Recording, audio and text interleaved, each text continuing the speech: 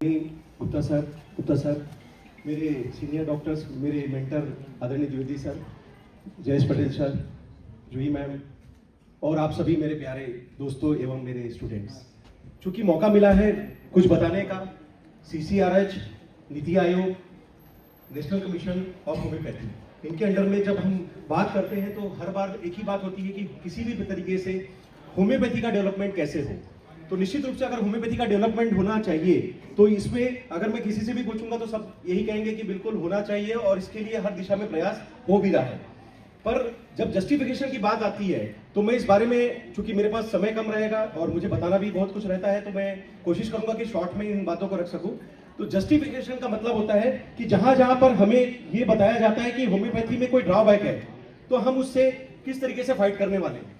क्योंकि अब समय आ गया है होम्योपैथी को वर्ल्ड लेवल पर किसी भी तरीके से अपनी पहचान बनाकर सुपर स्पेशलिटी कंसेप्ट पे लॉन्च करने का। तो आज का मेरा जो टॉपिक है उसका नाम है, सर इस टॉपिक का नाम है vision of impossible to possible, यानी जो हम होम्योपैथी में कभी फर्स्ट ईयर में पढ़ाई करते हैं, limitations and scope of homeopathy. अगर हम स्कोप के बारे में बात करते हैं तो होम्योपैथी का जो बेसिक स्कोप है वो हम सभी को पता है, लेकिन अगर हम बात करते हैं लिमिटेशंस की तो उसमें ज्यादातर यही बताया जाता है कि जो इनक्योरेबल कैटेगरी के पेशेंट्स होते हैं, जो बीमारियां होती है जैसे कि स्टेज 4 के कैंसर के पेशेंट्स, हो सकता है कि किडनी फेलियर के स्टेज 5 के पेशेंट्स जो कि डायलिसिस या ट्रांसप्लांट पे जा रहे हैं, कैंसर के ऐसे पेशेंट जो chemo, radiation, surgery, immunotherapy, target therapy करके भी किसी तरीके से आराम पे नहीं आ पा रहे हैं, और कहीं ना कहीं होम्योपैथी की ओर जब वो आते हैं तो हमारे लिए वो एक तरीके से चैलेंजिंग भी होता है और डबल अपॉर्चुनिटी भी कह सकते हैं कि अगर हम उस पर काम करते रहते हैं और अगर उन बीमारियों पर कुछ अच्छे रिजल्ट ला सकते हैं तो निश्चित रूप से उससे होम्योपैथी आगे बढ़ सकती है। तो ऐसे ही कुछ केसेस के बारे में जो हमारा विजन है इम्पॉसिबल टू पॉसिबल,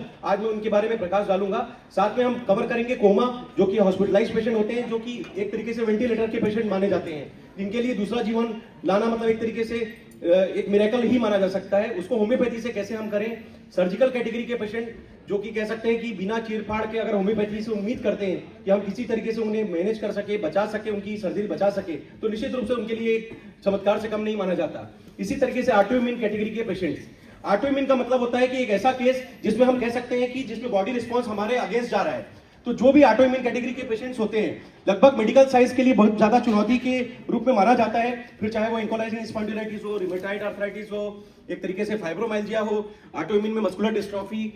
सोराइसिस, ऐसे बहुत सारे ऐसे पेशेंट्स हैं जो कि ऑटोइम्यून बीमारियों से ग्रसित हैं। लेकिन कहीं ना कहीं ऑटोइम्यून बीमारियों में, एलोपैथी में तो फिलहाल आज के डेट में या मेडिकल साइंस में ये बताया जाता है कि इसका कोई इलाज नहीं है, आप जीवन भर स्टेरॉइड्स या इम्यूनोसप्रेसेंट पर निर्भर रह सकते हैं। लेकिन मैं बताना चाहूंगा कि हमारी होम्योपैथी में इतनी पावर है, इतना दम है कि हम उनकी बॉडी रिस्पांस को, इम्यूनिटी रिस्पांस को बढ़ा सकते हैं। और अगर हम नेचुरल तरीके से इम्यूनिटी रिस्पांस बढ़ाते हैं तो निश्चित रूप से ऑटोइम्यून बीमारी जो कि शरीर पर अटैक करती है, मेरा कहना है कि हम होम्योपैथी दवाइयों को एग्रेसिव ट्रीटमेंट के रूप में जब यूज करें तो हम उन बीमारियों पर अटैक करें, और निश्चित रूप से जब हम बीमारियों पर अटैक करते हैं तो ऑटोइम्यून बीमारियां समाप्त हो सकती है। और इस बारे में काफी सारे प्रत्यक्ष उदाहरण मैं आपको अभी इस चैनल या स्लाइड के माध्यम से दिखाऊंगा। ऑटोइम्यून के बाद हम lifestyle problem, diabetes, blood pressure, thyroid, cholesterol, जो कि जीवन भर दवाई चलने की प्रतिकूलता है, उसके ऊपर हम होम्योपैथी से किस तरीके से हम जीवन भर ना चलने वाली बात जो करते हैं उसको हम साबित करें। और लाइफ थ्रेटनिंग प्रॉब्लम,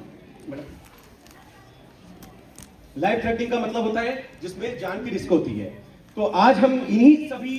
टॉपिक्स पर सुपर स्पेशलिटी, जो कि कहा जा सकता है कि होम्योपैथी में एक ऐसा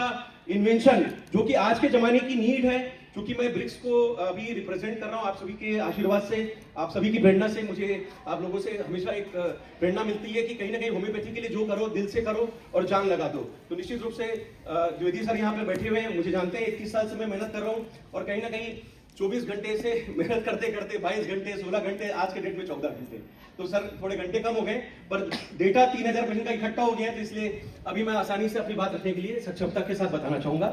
कि ब्रिक्स में मैं इंडियन टेरिटरी में मुझे मौका दिया गया है कि 22 देशों में जाकर किसी होम्योपैथी का जो सुपर स्पेशल कंसेप्ट है इसको प्रचार प्रसार किया जाए। और इस बारे में हम आगे बात करेंगे। जो मेरा टॉपिक है vision of impossible to possible. Madam next, हम फॉर्मेलिटीज पे कम जाते हैं, इंट्रोडक्शन काफी हो चुका है। नेक्स्ट, जो हमारी प्रायोरिटी है उसमें है कि हम किसी भी तरीके से हम साइंटिफिक और एक्सपर्ट जो लीडरशिप है होम्योपैथी में डेवलप करें, जिससे हम वर्ल्ड वाइड अपनी बात कर सकें। आगे बढ़े। Advance homeopathy, proven success, scientific approach, strong medical recognisation, trust and vision of the future. ये कुछ ऐसी चीजें हैं जिसके बारे में हम बात करेंगे। जब भी हम गूगल पे जाते हैं होम्योपैथी के जो भी ड्रॉबैक्स के बारे में पढ़ते हैं, लगभग जहां जहां जाते हैं, जहां जहां हम पर एक तरीके से आरोप लगाया जाता है कि होम्योपैथी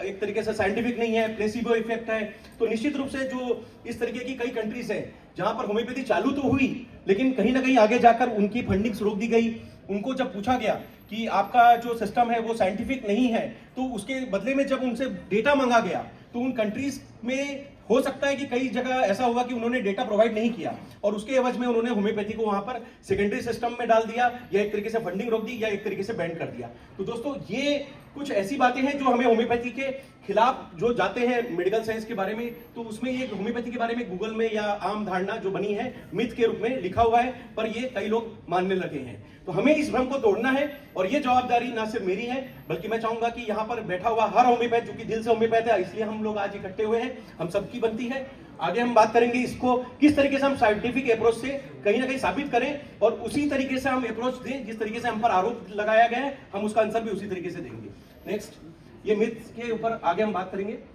हम बात करेंगे कैंसर के ऊपर, जो कि स्टेज 4 के कैंसर। नेक्स्ट,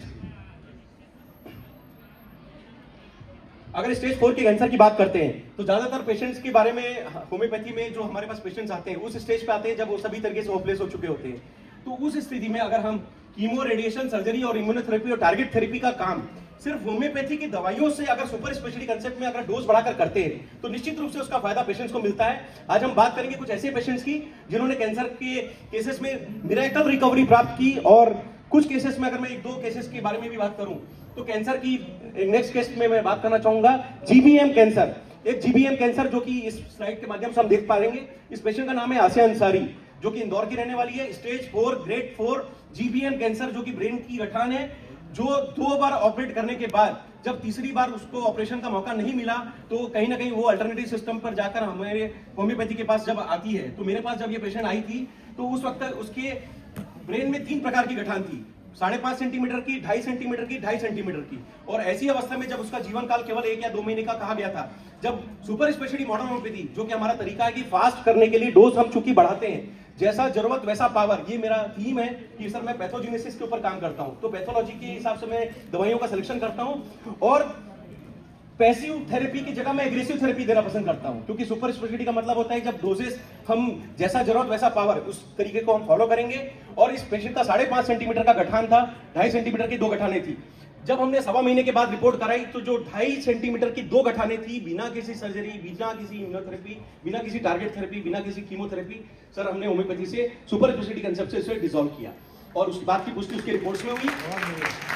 1 साल के बाद जब हमने उसका फिर से एक फॉलोअप स्कैन कराया तो जो तीसरी गठान जो 5.5 सेंटीमीटर की थी, जो कि 1.25 महीने के बाद केवल 1.25 सेंटीमीटर की बची थी, जो रेसिडुअल गठान कह सकते हैं, वो पूरी तरीके से डिसॉल्व हुई। और ये केस मेरे ख्याल से होम्योपैथी में एक ऐसा मिरेकल केस है जो हम WHO को जब देने की 3000 पेशेंट की तैयारी कर रहे हैं उसमें सबसे ऊपर रखा जाएगा, क्योंकि जीबीएम कैंसर के बारे में आदरणीय हमारे सब सीनियर डॉक्टर्स बैठे हैं, सभी जानते हैं कि 2-2.5 साल से ज्यादा का अब लाइफ प्रोग्नोसिस नहीं बताया जाता है। और ऐसे केस में अगर होम्योपैथी से ये पेशेंट 4 साल के बाद भी अगर इस दुनिया में खड़ी है और कहीं ना कहीं अपना जीवन जी रही है, तो ये किसी होम्योपैथी से कहीं उसके लिए किसी चमत्कार से कम साबित नहीं हुआ है। तो ये एक कैंसर के ऊपर हमने बात की। इसी तरीके से दोस्तों इसमें कई ऐसे केसेस हैं जो कैंसर के केसेस थे जिसमें 9-9 सेंटीमीटर की गठानों को होम्योपैथी से समय रहते हमने गलाया है और बिना किसी परहेज का, बिना साइड इफेक्ट का नेचुरल और फास्ट ट्रीटमेंट दिया है। सेकंड बात करेंगे हम किडनी फेलियर्स के ऊपर। किडनी फेलियर के कई पेशेंट ऐसे होते हैं जो डायलिसिस पर निर्भरता रखते हैं या एक तरीके से ट्रांसप्लांट की मजबूरी पर जाने लग जाते हैं। ऐसे केसेस में होम्योपैथी का सुपर स्पेशलिटी जो कंसेप्ट ट्रीटमेंट है, जो कि जो मेरी नई अवधारणा है और मैं चाहूंगा कि इसको बहुत जल्दी सर के माध्यम से, किसी भी तरीके से हम CCRH के माध्यम से, आयुष के माध्यम से WHO तक जो पहुंचाने की हमारी मुहिम है कि हम इस डेटा को सबमिशन दें। और WHO का जो होम्योपैथी के बारे में व्यू है कि homeopathy is the safest system but it should not be used in the emergency and critical situation. ये जो थीम जो WHO की होम्योपैथी के बारे में जो माइंडसेट है उसे हमें बदलने की जरूरत है। और ये एग्जांपल भी हम उसी के ऊपर जाते हैं कि नेक्स्ट जो किडनी फेलियर के पेशेंट होते हैं उसमें करीब पेशेंट के 11 क्रेटिनिन का ये केस, जो कि अशफाक खान बागली देवास का रहने वाला है, जो कि इंदौर के पास में स्थित है। इस पेशेंट ने केवल 9 दिन के ट्रीटमेंट से 10.5 का क्रेटिनिन लेवल 1.37 के ऊपर लाकर पूरी तरीके से मेंटेन किया और बिना डायलिसिस, बिना ट्रांसप्लांट करके आज भी वो बिना किसी दवाई के सक्षम जीवन जी पा रहा है। तो इस तरीके से किडनी फेलियर के काफी सारे पेशेंट हैं जिन्होंने 21 क्रिएटिनिन तक, सर मैं होम्योपैथी के बारे में बताना चाहूंगा कि हमने 21 क्रिएटिनिन तक के पेशेंट्स को सुपर स्पेशलिटी मॉडर्न होम्योपैथी के चमत्कार से लोगों की डायलिसिस और ट्रांसप्लांट बचाने का काम किया है। और ये होम्योपैथी के लिए बहुत बड़ा डेटा बैंक साबित हो सकता है कि किडनी के पेशेंट जो कि 21 क्रिएटिनिन जो कि डायलिसिस ट्रांसप्लांट पर जा रहे हैं, उन्हें हम होम्योपैथी से नेचुरल तरीके से उनकी किडनी के मेटाबॉलिज्म को रिकवर करें और उन्हें फिर से जीवन दें। नेक्स्ट कैटेगरी में मैं बात करूंगा ऑटोइम्यून कैटेगरी। ऑटोइम्यून कैटेगरी मतलब जो बॉडी के रिस्पांस को अपने अगेंस्ट जाने वाली जो बीमारियां हैं उसको हम कहते हैं। उसमें हम बात करते हैं एंकोलाइजिंग स्पॉन्डिलाइटिस। एंकोलाइजिंग स्पॉन्डिलाइटिस आप जानते हैं, ये जो की स्लाइड चल रहा है रूमेटॉइड आर्थराइटिस का, इसके बारे में हम पहले बात करेंगे। आरए फैक्टर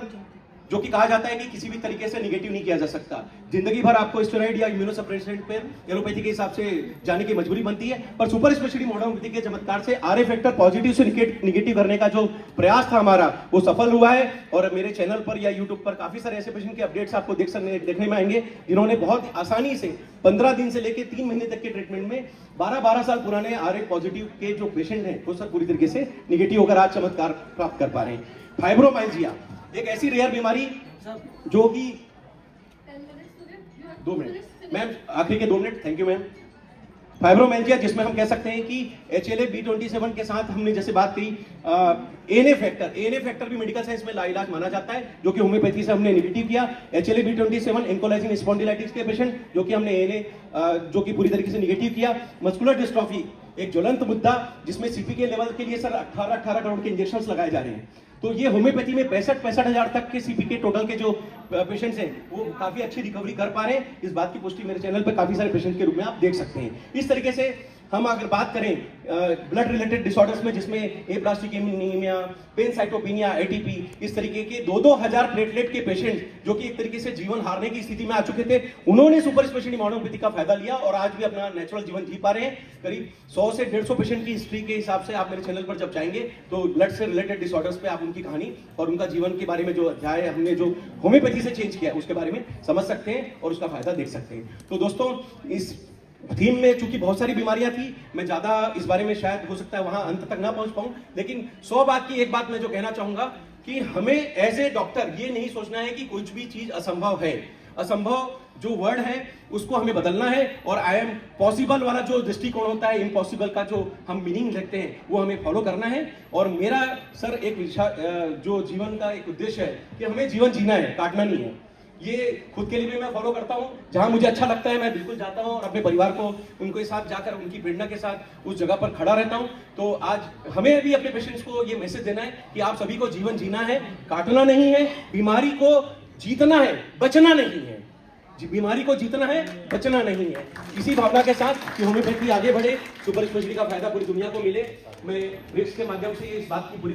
कोशिश कर रहा हूं कि आगे जाकर इसको हम WHO के प्लेटफॉर्म में आप सभी के सहयोग से जब रखेंगे तो कहीं ना कहीं भारत का नाम जाएगा और विश्व में जैसे कि इंपोर्टेड होम्योपैथी जो कि जर्मनी से आई थी आदरणीय सैमुअल हनीमन साहब के नाम से जो हम जानते हैं, एक्सपोर्टेड होम्योपैथी जो कि भविष्य की होम्योपैथी हो सकती है वो भारत से जाए, ऐसी मेरी भावना है, ऐसा मेरा प्रयास रहेगा। आप सभी का आशीर्वाद बना रहे, इसी शुभकामनाओं के साथ। Thank you.